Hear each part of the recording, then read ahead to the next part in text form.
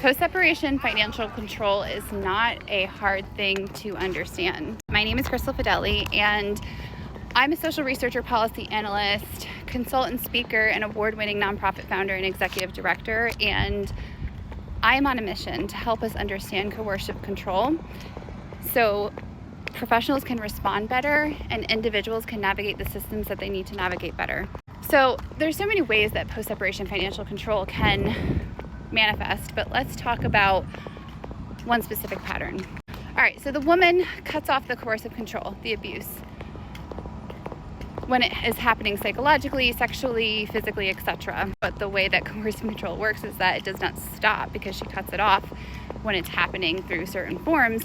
It just switches forms, and it keeps intensifying until a person or institution who has power steps in to stop it. But that's not what happens. What happens, as Dr. James Tasic, one of the individuals, experts who is on my podcast, Dr. Tasic is a qualitative researcher. So what happens is that the systems unintentionally, probably, hopefully, but positively reinforce the coercive control and negatively reinforce the survivor who's desperately trying to escape and needs help from the institutions and the systems. And so what typically happens is that he'll cut her off financially.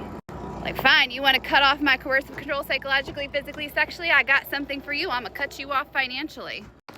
So then typically what accompanies cutting her off financially is that he simultaneously increases her caretaking burden. Now, I hate saying caretaking burden because I don't think children are burdens, but just go with me here.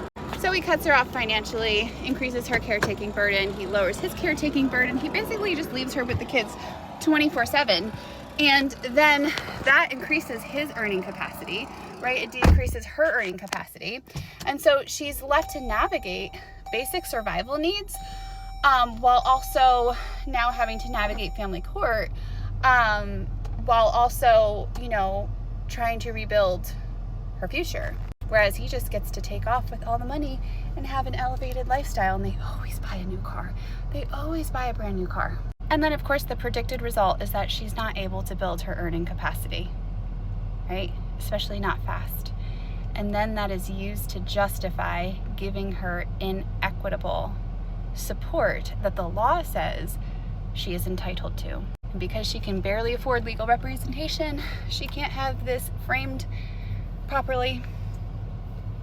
And so she's entrapped. Most women go back where they live a life in poverty. But that's why I do what I do. If you're interested in hosting a community conversation about this, go to youmadeaway.org.